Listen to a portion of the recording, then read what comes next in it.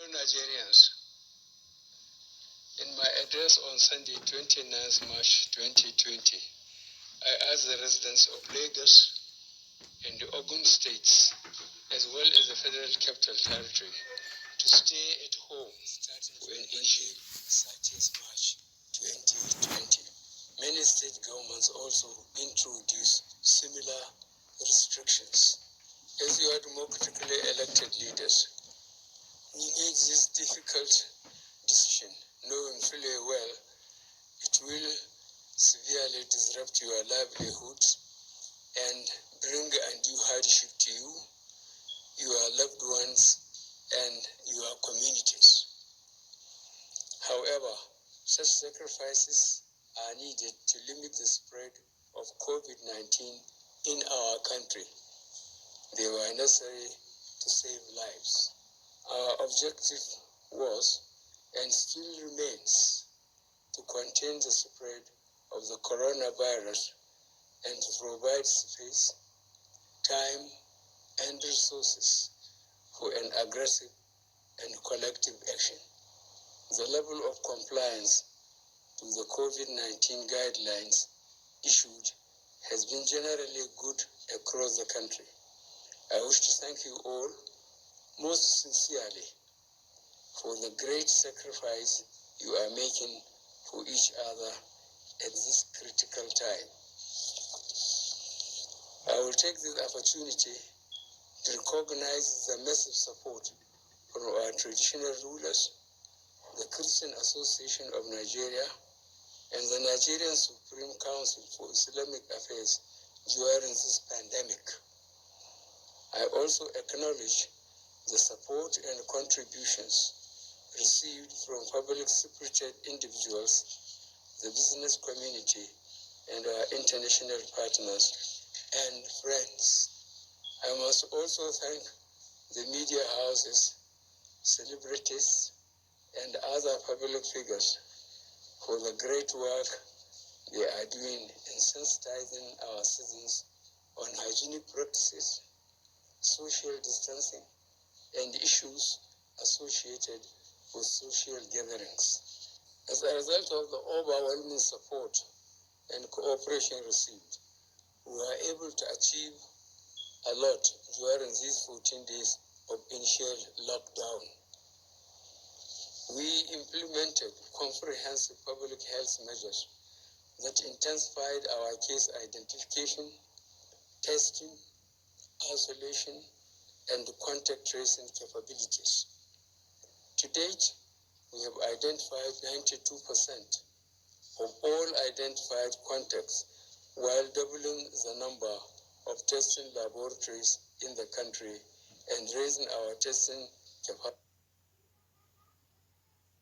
100 tests per day.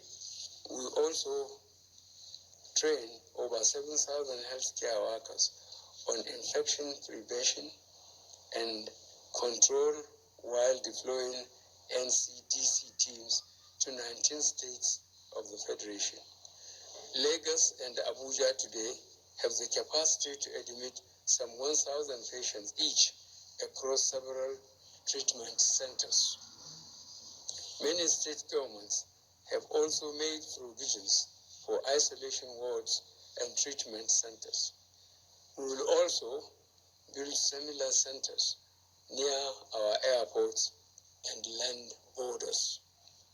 Using our resources and those provided through donations, we will adequately equip and man these centers in the coming weeks. Already, healthcare workers across all the treatment centers have been provided with the personal protective equipment that they need to safely carry out the care they provide. Our hope and prayers are that we do not have to use all these centers, but we will be ready for all eventualities.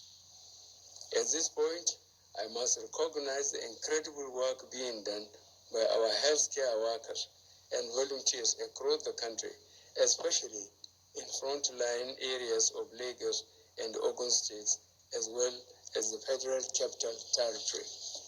You are our heroes, and as a nation, we will forever remain grateful for your sacrifice during this very difficult time. More measures to motivate our healthcare workers are being introduced, which we will announce in the coming weeks. As a nation, we are on the right track to win the fight against COVID-19.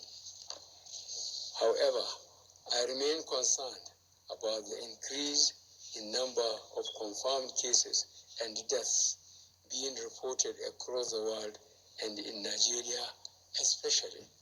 On 30th March 2020, when we started our lockdown in conforming with medical and scientific advice, the total number of confirmed cases across the world was over 780,000. Yesterday, the number of confirmed COVID-19 cases globally was over 1,850,000. This figure is more than double in 2 weeks. In the last 14 days alone, over 70,000 people have died due to this disease. In the same period, we have seen the health system of even the most developed nations being overwhelmed by this virus. Here in Nigeria, we had 131 confirmed cases of COVID-19 in 12 states on 30th March 2020. This morning, Nigeria had 323 confirmed cases in 20 states. Unfortunately, we now have 10 fatalities. Lagos State remains the center and accounts for 54% of the confirmed cases in Nigeria. When combined with FCT, the two locations represent over 71% of the confirmed cases in Nigeria. Most of our efforts will continue to focus in these two locations. Majority of the confirmed cases in Lagos and the FCT are individuals with recent international travel history or those that came in contact with returnees from international trips. By closing our airports and land borders and putting strict conditions for seafood activities, we have reduced the impact of external factors on our country. However, the increase in the number of states with positive cases is alarming. The National Center for Disease Control has informed me that a large proportion of new infections are now occurring in our communities through person-to-person contacts. So we must pay attention to the danger of close contact between person to person. At this point, I will remind all Nigerians to continue to take responsibility for the recommended measures to prevent transmission, including maintaining physical distancing, good personal hygiene, and staying at home. In addition, I have signed the quarantine order in this regard and additional regulations to provide clarity in respect of the control measures for the COVID-19 pandemic, which will be released soon. The public response to COVID-19 is built on our ability to detect, test, and admit cases, as well as trace all their contacts. While I note some appreciable progress, we can achieve a lot more. Today, the cessation of movement, physical distancing measures, and the prohibition of mass gatherings remain the most efficient and effective way of reducing the transmission of the virus. By sustaining these measures, combined with extensive testing and contact tracing, we can take control and limit the spread of the disease. Our approach to the virus remains in two steps. First, to protect the lives of our fellow Nigerians and residents living here, and second, to preserve the livelihoods of workers and business owners. With this in mind, and having carefully considered the briefings and report from the Presidential Task Force and the various options offered, it has become necessary to extend the current restriction of movement in Lagos and Ogun states, as well as the FCT, for another 14 days, effective from 11:59 p.m. on Monday, 13th of April 2020. I am therefore once again asking you all to work with government in this fight. This is not a joke. It is a matter of life and death.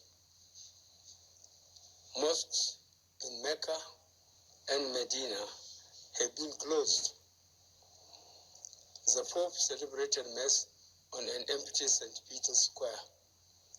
The famous Notre Dame Cathedral in Paris held Easter Mass with less than 10 people. India, Italy, and France are in complete lockdown. Other countries are in the process of following suit. We cannot be lax. The previously issued guidelines on exempted services shall remain. This is a difficult decision to take, but I am convinced that this is the right decision. The evidence is clear. The repercussions of any premature end to the lockdown action is unimaginable. We must not lose the gains achieved thus far. We must not allow a rapid increase in community transmission. We must endure a little longer. I will therefore take this opportunity to urge you all to notify the relevant authorities if you or your loved ones develop any symptoms. I will also ask our healthcare professionals to redouble their efforts to identify all suspected cases, bring them into care, and prevent transmission to others.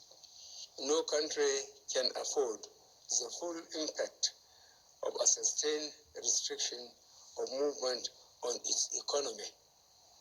I am fully aware of the great difficulties experienced, especially by those who earn a daily wage, such as traders, day workers, artisans, and manual workers. For this group, their sustenance depends on their ability to go out. Their livelihoods depend on them mingling with others and about seeking work. But despite these realities, we must not change the restrictions. In the last 2 weeks, we announced palliative measures such as food distribution, cash transfers, and loans repayment waivers to ease the pains of our restrictive policies during this difficult time. These palliatives will be sustained. I have also directed that the current social register be expanded from 2.6 million households to 3.6 million households in the next 2 weeks. This means we will support an additional 1 million homes with our social investment programs. A technical committee is working on this and will submit a report to me by the end of this week. The security agencies have risen to the challenges posed by this unprecedented situation with gallantry, and I commend them. I urge them to continue to maintain utmost vigilance, firmness, as well as restraint in enforcing the restriction orders while not neglecting statutory security responsibilities. Fellow Nigerians, follow the instructions on social distancing. The irresponsibility of the few can lead to the death of many. Your freedom ends where other people's rights begin. The response of our state governors has been particularly impressive, especially in aligning their policies and actions to those of the federal government. In the coming weeks, I want to assure you that the federal government, through the Presidential Task Force, will do whatever it takes to support you in this very difficult period. I have no doubt that by working together and carefully following the rules, we shall get over this pandemic. I must also thank the legislative arm of government for all their support and donations in this very difficult period. This collaboration is critical to the short and long-term success of all the measures that we have instituted in response to the pandemic. As a result of this pandemic, the world as we know it has changed. The way we interact with each other, conduct our businesses and trade, travel, educate our children, and earn our livelihood will be different. To ensure our economy adapts to this new reality, I am directing the Ministers of Industry, Trade and Investment, Communication and Digital Economy, Science and Technology, Transportation, Aviation, Interior, Health, Works and Housing, Labor and Employment, and Education to jointly develop a comprehensive policy for a Nigerian economy functioning with COVID-19. The ministers will be supported by the Presidential Economic Advisory Council and the Economic Sustainability Committee in executing this mandate.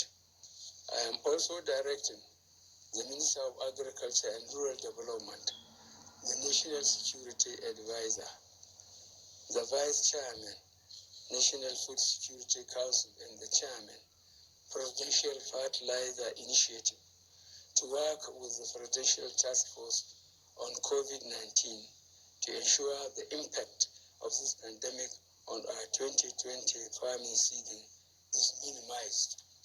Finally, I want to thank the members of the Presidential Task Force on COVID-19 for all their hard work so far. Indeed, the patriotism shown in your work is exemplary and highly commendable. Fellow Nigerians, I have no doubt that by working together and carefully following the rules, we shall get over this pandemic and emerge stronger in the end. I thank you all for listening, and may God bless the Federal Republic of Nigeria.